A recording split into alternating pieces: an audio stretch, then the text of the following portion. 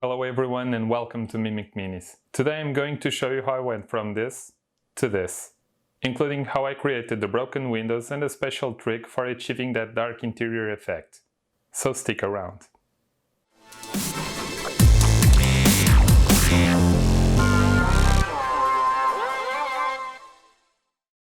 So the first thing I needed to do was to sand off any printed lines from the model to give it a smoother surface, so they wouldn't be visible after painting. I just hate seeing layer lines on models.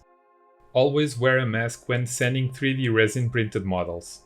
The resin dust is harmful to your lungs, so be careful when working with stuff like this. Here's one side that's been sanded, and the other side left untouched. You can clearly see the difference. These lines would still be visible after painting, so that's why I like to prepare printed models before painting. Now it's time to prime the model. You can go with any type of primer you want. I just went with a cheap black spray primer for this. The color I chose for the car was that classic pastel blue you see a lot in Fallout games. I mixed an old turquoise blue I had with a beige tone to tone down the saturation a bit, and then started painting.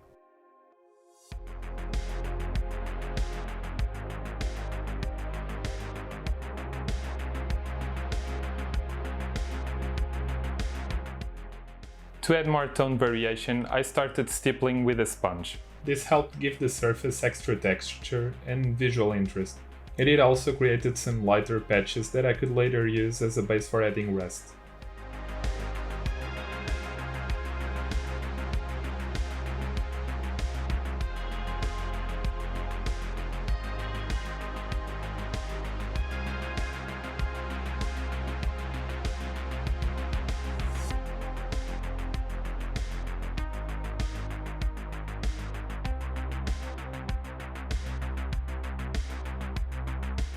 Now let's paint the beige section. This is a classic detail on the Fallout Corvega sedan, inspired by vintage cars like old Chevys. It's also a great opportunity to break up all the blue and add a bit of color contrast. Then, I gave it another light coat of blue using a very watered down paint and let it settle naturally to create some nice stains and variation.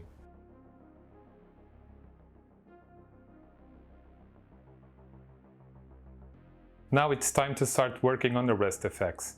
To help mimic the look I was going for, I looked at real-life references, photos of rusted out cars and images from different Fallout games. I wanted to really push the grittiness here. After all, it's been 200 years since the bombs fell, so things shouldn't look too clean. I aimed for a balance between a believable real-world look and the stylized aesthetic of the earlier Fallout games. To do that, I used Agrex Earthshade from Citadel and focused mainly on the areas where the blue paint had started fading or looking too pale.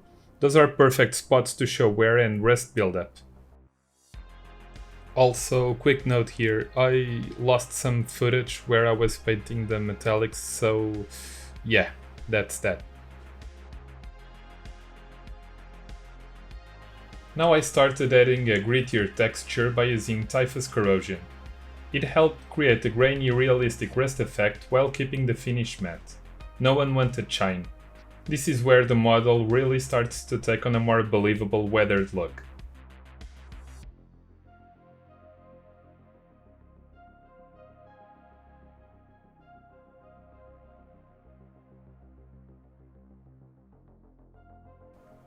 Although it may look like I'm messing everything up, please just bear with me. Everything will be refined and touched up in the next steps.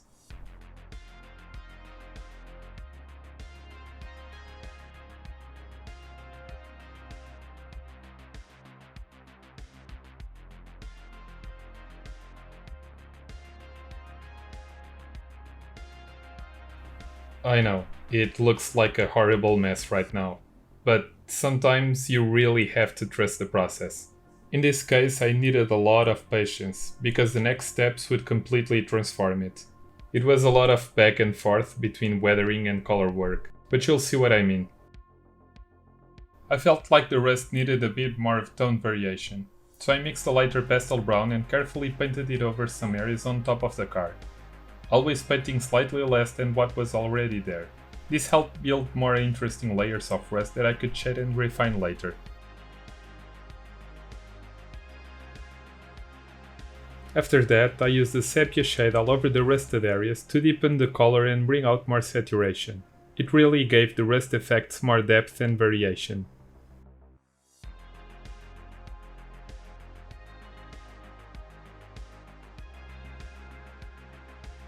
It was now time to start bringing the color back. I began by experimenting on one half of the model, carefully painting patches where the original paint might have survived.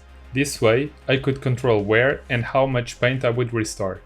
The cool thing is I ended up creating an effect where it looked like the rust was underneath the remaining paint layers. Exactly the kind of aged layered look I was going for.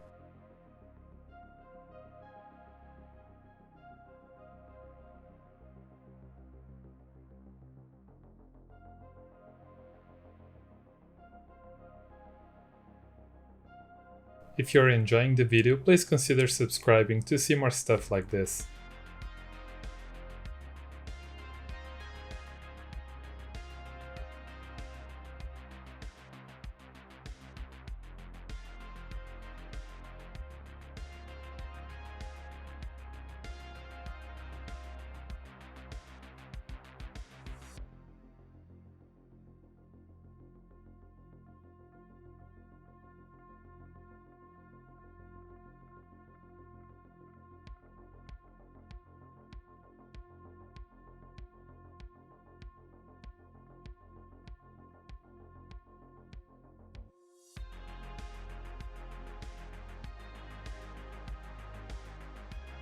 At this point I was starting to get the look I was aiming for. I repainted the beige section to clean it up and continue building up the blue areas, this time with lighter color.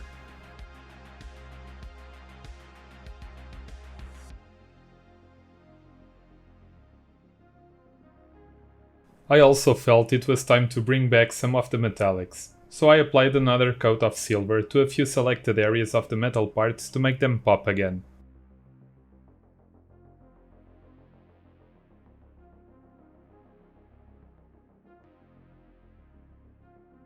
I wanted to rework the beige sections, so I added another coat of sepia shade just below the trim and then smudged it downward with my finger. Then, just like before, I painted controlled selected areas with beige to build a more interesting texture.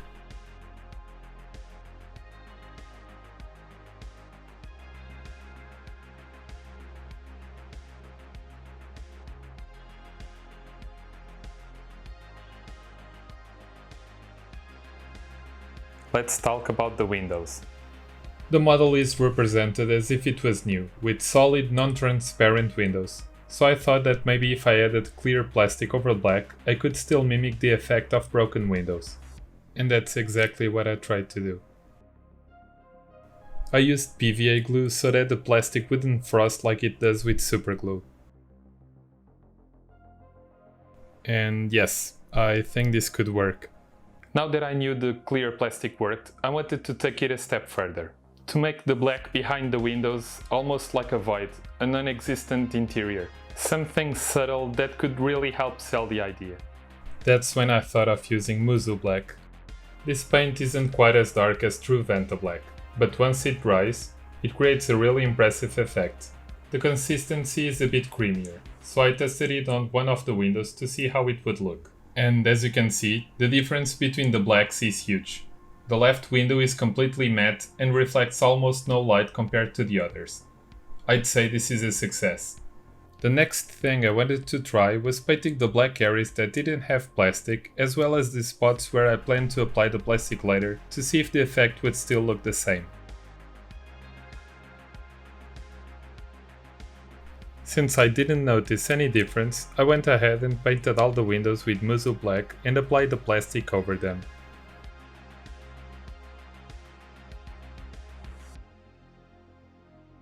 How exactly did I make the windows, you ask?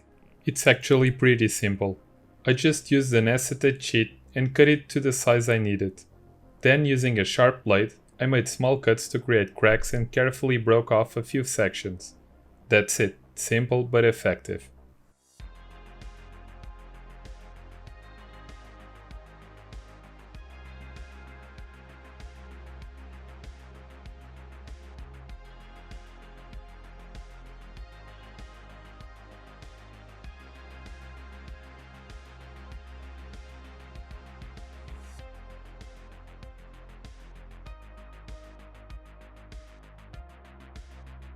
It looks awesome.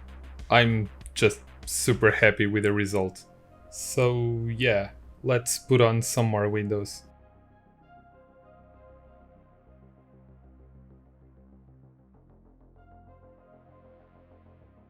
After gluing them, I gave the windows a little shade of sepia so that they would look old and dirty.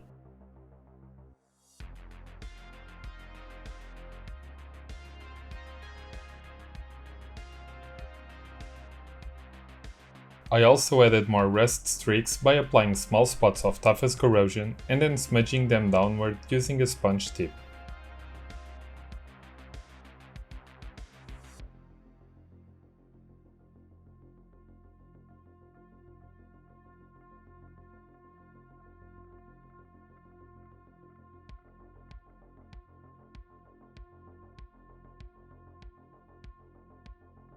I could have left the model as is, but after looking at that vivid blue, I thought that maybe it needed to be more grittier. Something more in line with the Fallout 3 aesthetic. So I gave the blue a coat of sepia wash, planning to later bring back a lighter pastel blue more selectively. Using a lighter, less saturated blue, I added a final coat by painting small controlled areas. This brought the look much closer to what I had in mind, a grittier, more serious Fallout atmosphere.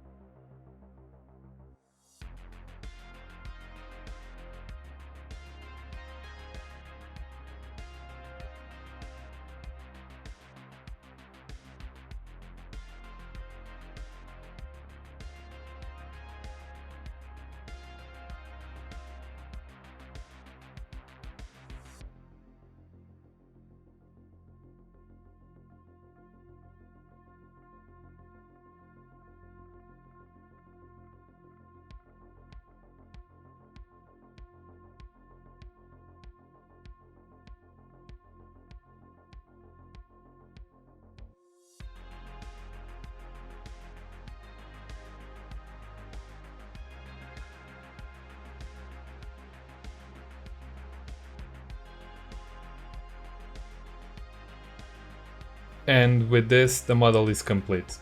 All that's left for me to do is to show you some reveal shots. I hope you enjoy.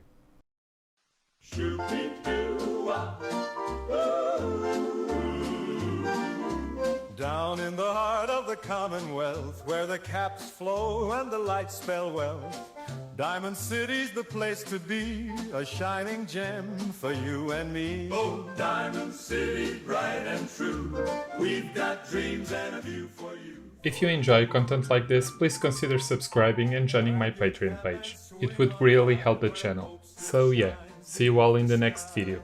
This is Mimic Minis, and thank you all for watching.